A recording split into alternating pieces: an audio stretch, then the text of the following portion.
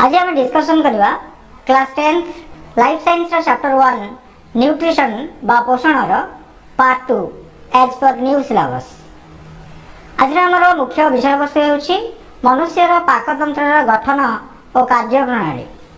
प्रथमे मनुष्यर पाकतंत्र विषय किछि बेसिक पॉइंट्स जानिबा। पाकतंत्र रे खाद्यर परिपाक घटे एवं यार सरलीकरण होला परे ताहा रक्त रे मिसि थाए। खाद्य अदरकारी अंश जहाँकि आम शरीर में कौन कार्य लगे ना ताहा मल रूपे निष्कासित होता है। पाकतंत्र मुख्यतः ये दुईटी कार्य संपादित होता है। पाकतंत्र दुईटी मुख्य अंश होउछि पाकनली और पाकग्रंथि।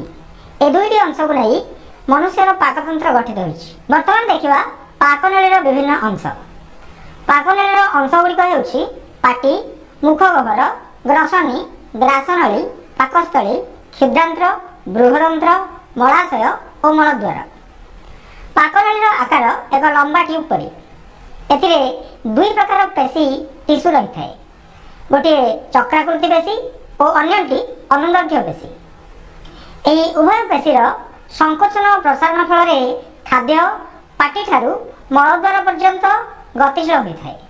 यही प्रक्रिया को पुरहसरण बा पेरिस्टालसिस कहती। पाटी और मुखगह्वर मध्य रही दांत और जीभ।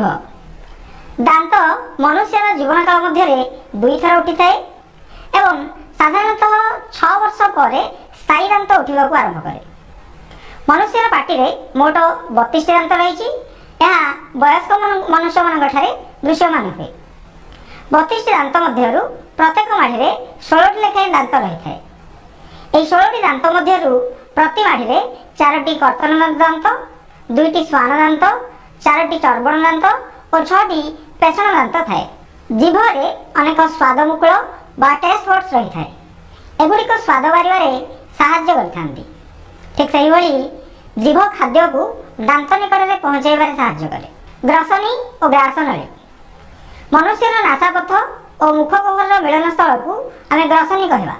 तो यही स्थानटी को आम ग्रसनी कहवा जोठारे नासापथ और मुखगह्वर मिलन घटी है। एठारे श्वासवायुर चलाचल एक स्वतंत्र व्यवस्था रही। ग्रसनीर शेष मुंडटी दुईटी नली मध्य को प्रवेश करता है, यथा खाद्य नली और श्वासनली। मन रख खाद्य नली द्वारा को गलेट और श्वासनली द्वारा को ग्लटिस कहते। ठीक से ग्रसनी रे एपिग्लटिस बा अधिजुहा नाम एक छोट अंग रही। खाद्य गिळिबा बेले यह श्वासनली द्वारा को बंद कर दे, जद्वारा खाद्य श्वासनाम नली मध्य को प्रवेश न करी खाद्य नली मध्य प्रवेश करता है। पाकस्थली उदर गह्वर बाम पटे पाकस्थली रही। यार उपरी भाग को कार्डियाक स्टोमाक और तल भाग को पाइलोरिक स्टोमाक कहती। पाकस्थलीर उपर अंशटी हृत्पिंड निकट में कार्डियाक स्टोमाक कहुए। पाइलोरिक स्टोमाक शेष अंश को पाइलोरिक स्पिंटर कहती। यही पाइलोरिक स्पिंटर संकोचन और प्रसारण जो अर्धजीर्ण खाद्य क्षुद्रांत्र मध्य प्रवेश करता है। क्षुद्रांत्र 3टी मुख्य अंश होउछि ग्रहणी, जेजुनम और इलियम। ठीक सही बृहदंत्र 3टी मुख्य अंश होउछि सिकम, कोलन और मलाशय। मन रख क्षुद्रांत्र शेष अंश और सिकम मिलन स्थल रही वर्मीफॉर्म अपेंडिक्स, जहाँकि एक अवशेषांग अटे। यह साधारणतः तृणभोजी प्राणी मान काम लगुवा बेले मनुष्य ठारे कौन काम लगे ना। पाकनली पर बर्तमान आम देखा पाकग्रंथि। एठारे अनेक पाकग्रंथि मानकर एक लिस्ट दि जाए। प्रथम पाकग्रंथि होउछि लाला ग्रंथि। यह मुखगह्वर मध्य थाए एवं आमर मोट 3 लाला ग्रंथि रही। एतिरु टायलिन एंजाइम क्षरण होता है। 2 जठर ग्रंथि। एतिरु अनेक गुड़े पाचक रस क्षरण हुए। यही पाचक रस मान मध्य रही लवणाम्ल वा HCl, पेप्सिन और लाइपेज। यकृत हेउछि मनुष्यर सबुठारु बृहत्तम ग्रंथि। एतिरु पीतरस क्षरण होता है एवं यह सीधासलख ग्रहणी मध्य को प्रवेश करता है। 4 अग्नाशय।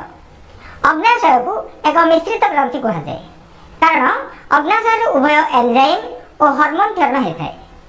तेणु अग्नाशय को आम कहवा एक मिश्रित ग्रंथि जो एक बहिस्रावी ग्रंथि और एक अंतःस्रावी ग्रंथि मिसिकी रहिछन्ति।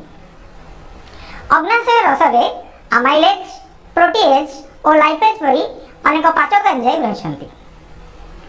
5 आंतरिक ग्रंथि। एही ग्रंथि गुड़िक मनुष्यर क्षुद्रांतर मध्य थाए। एथिरु क्षरित होउथिबा रस को आंतरिक रस कहुए एवं एगुड़िक हजम प्रक्रिया साहाय्य करती। मनुष्यर पाचन क्रिया 4टी पर्याय संपादित हुए। प्रथमे आम खाद्य ग्रहण करूँ, द्वितीय पाकस्थली और क्षुद्रांतर तार परिपाक घटे, तृतीय खाद्य निर्गत होता भल जिनिस गुड़िक आम रक्त में मिसी थाए एवं चतुर्थ उक्त भल जिनिस गुड़िक बा निर्यास गुड़िक शरीर विभिन्न उपयोगमूलक कार्य नियोजित होता है। आत्मीकरण कहुए। बर्तमान आम डिस्कसन करवा खाद्य शरीर मध्य किपरि परिपाक होता है। प्रथमे मुख गह्वर खाद्य पहुँचवा पर पार्टी में श्वेतसार जातीय खाद्य गुड़िक टायलिन नामक एंजाइम सहित मिसी माल्टोज परिणत होती। लाल एक प्रकार एंजाइम थाए, यार नाम होची बैक्टेरिसिडाल एंजाइम। यह बैक्टेरिसिडाल एंजाइम अनेक अनिष्टकारी अणुजीव मानू मारिदिए जहाँकि खाद्य रही था। तेणु जदि कौन स्थान कटि जाए से क्षत स्थान को चाटिवा द्वारा से क्षत स्थान गुड़िक कम समय मध्य भरणा हो जाए बा सुखी जाए।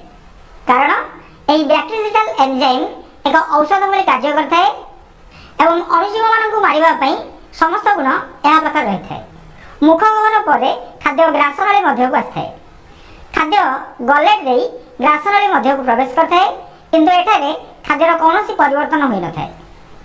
ग्रसनी और ग्रासनली दे खाद्य पाकस्थली में पहुँचे। पाकस्थली में पूर्वसरण प्रक्रिया जो बा पाकस्थली में पेशीय टिश्यू मान संकोचन और प्रसारण जो खाद्य छोट छोट खंड में परिणत हुए। खाद्य सह पाकस्थली में क्षरण होता केतेक पाचक रस मिसवा फल ताहा तरल मंडल परिणत हुए जहाँ चाइन कहुए। पाकस्थली में क्षरण होता लवणाम्ल खाद्य विभिन्न अनिष्टकारी जीवाणु मानू मारी दियंती।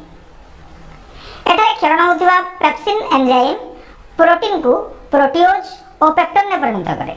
तो पेप्सिन एक एंजाइम एवं प्रोटीओज और पेप्टोन होचंती दुईटी कणिका जहाँकि प्रोटीन क्षुद्र कणिका अटंती। सेहीपरि पाकस्थली में क्षरण होता लाइपेज नामक एंजाइम स्नेहसार को स्नेहाम्ल में परिणत करता है। पाकस्थली अर्धजीर्ण खाद्य क्षुद्रांतर प्रथम अंश ग्रहणी मध्य को प्रवेश करता है। एठारे खाद्य सहित जकृत आसीथिबा पीतरस और अग्नाशय आसीथिबा अग्नाशय रस मिलित होता। जकृत आसीथिबा पीतरस रे कौनसी एंजाइम न थाए। यह केवल स्नेहसार जातीय खाद्यर अवद्रवीकरण बा इमल्सिफिकेशन करिथाए। अग्नाशय अनेक अग्नाशय रस क्षरण होता है यथा अमाइलेज, प्रोटीएज और लाइपेज। अमाइलेज सहायता माल्टोज जातीय खाद्य ग्लूकोज परिणत हुए।